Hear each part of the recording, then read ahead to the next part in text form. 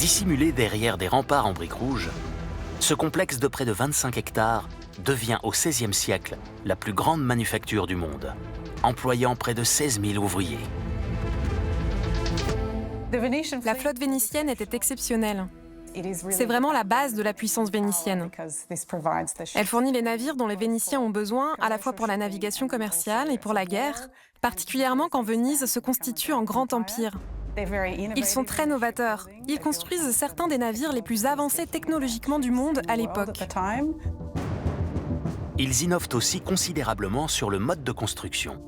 Pour la première fois au monde, l'infrastructure du bateau se déplace le long d'une ligne de production selon un ordre bien précis, comme dans les usines modernes. En cale sèche, les charpentiers commencent par construire l'ossature qu'ils bardent ensuite de planches de bois. Dès que la coque peut flotter, elle est immédiatement remorquée d'un dock à l'autre.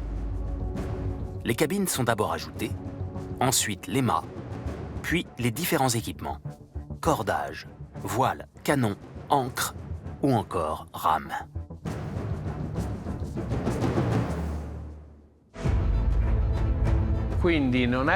Il n'y avait pas d'attente. C'était une séquence de construction presque à la chaîne, comme les chaînes qu'on a aujourd'hui pour construire les voitures.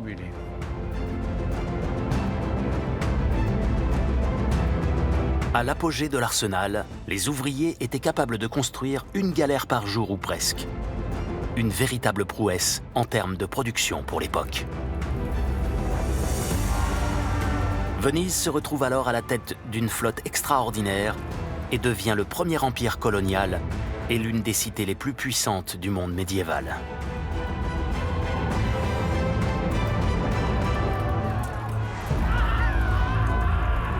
La flotte vénitienne est évidemment capitale pour expliquer la puissance de la République.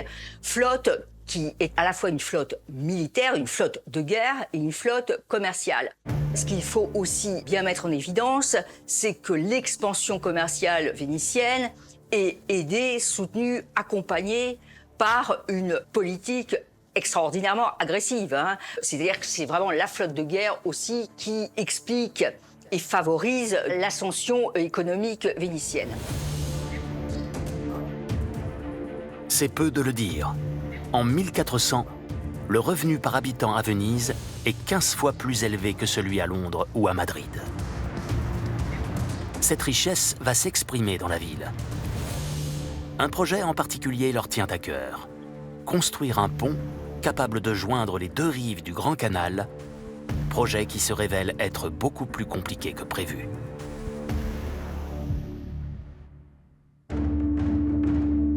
Large de 60 mètres par endroit, le Grand Canal semble impossible à franchir. Pourtant, relier le quartier commercial du Rialto au quartier politique et religieux de Saint-Marc devient de plus en plus indispensable.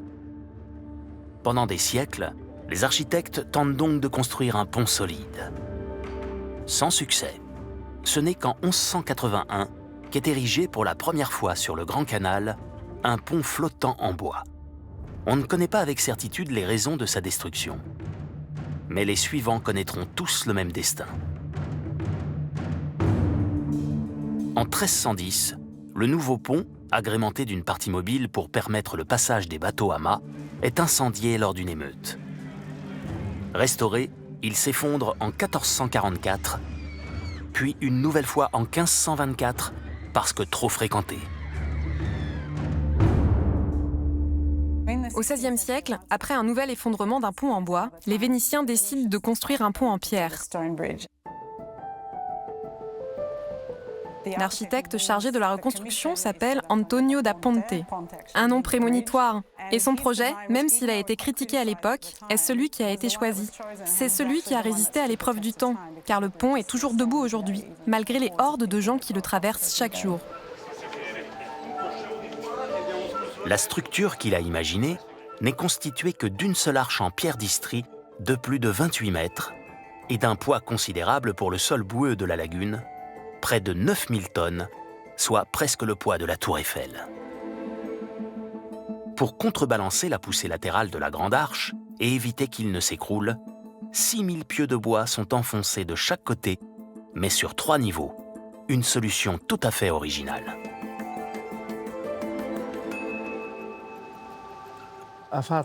Il a imaginé un système de fondation avec des pieux mais par paliers. Il y a en quelque sorte 3 marches. Une au niveau le plus bas, une au milieu et une dernière au plus haut niveau. Ainsi, cette structure inclinée peut supporter le poids horizontal du pont. La structure se serait écroulée si les pieux avaient été disposés tous au même niveau. Mais l'architecte a trouvé cette solution en escalier qui, je crois, n'a été utilisée que pour le pont du Rialto. Sur ces fondations, de gigantesques blocs de maçonnerie constituent la culée. Les pierres sont placées avec une inclinaison opposée à l'arche, toujours de manière à contrecarrer sa force, et fermée par 2 rangées de pierres disposées horizontalement. Inauguré en 1591, après 3 ans de travaux, ce pont, devenu l'un des symboles de Venise, constitue un exploit technique dans l'environnement marécageux de la ville. Sa conception est une merveille d'ingénierie. Il y a vraiment cette idée d'un pont qui doit résister. Le pont du Rialto n'est que l'un des nombreux travaux entrepris dans la Sérénissime. À partir du XIIIe siècle, les Vénitiens s'attellent à faire de leur ville, pour reprendre une expression du Corbusier, le New York du Moyen-Âge. La place Saint-Marc, notamment, devient le reflet de la puissance de Venise. Les fonctions politiques et religieuses sont toutes concentrées sur la place Saint-Marc, et ce dès le 8e ou le 9e siècle. C'est le moment où ils ont commencé à construire certains des bâtiments politiques et religieux les plus importants sur cette place. Le pouvoir politique est abrité dans le palais ducal. Il est centralisé entre les mains du Doge, dirigeant de la République de Venise. Construit une première fois au IXe siècle, sa physionomie actuelle, sublime exemple d'architecture gothique, est le fruit de reconstructions et d'agrandissements notables ayant eu lieu à partir du XIIIe siècle. Les fonctions religieuses, quant à elles, sont concentrées dans le bâtiment qui se trouve juste à côté, la basilique Saint-Marc.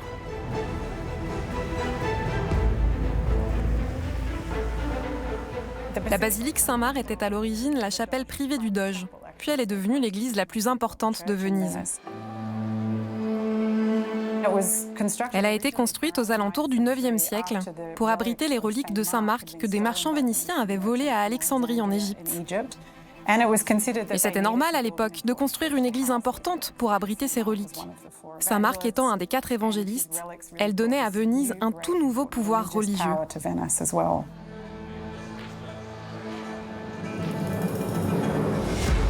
L'édifice que nous admirons aujourd'hui, comme très souvent à Venise, a été plusieurs fois reconstruit et embelli. En revanche, contrairement au palais des Doges, la forme de l'église, elle, n'a pas changé. Elle forme un plan en croix grecque, composé de 4 bras égaux, surmontés chacun par une coupole, tandis qu'un autre dôme se trouve en son centre. C'est l'une des très rares églises byzantines d'Occident. Dès sa construction, ses dimensions sont très imposantes, 76,5 mètres de long et 62,6 mètres de large, ce qui est monumental pour un édifice vénitien. Seulement, à partir du XIIIe siècle, le palais des Doges n'en finit plus de s'agrandir et finit par surplomber la basilique. Les architectes cherchent donc une solution pour surélever les coupoles sans ajouter de poids à l'édifice. Ils construisent alors de grandes charpentes en bois qui les ont considérablement rehaussées elles aussi. Elles les ont rendues à nouveau visibles malgré la présence du nouveau palais ducal, qui devait probablement les cacher.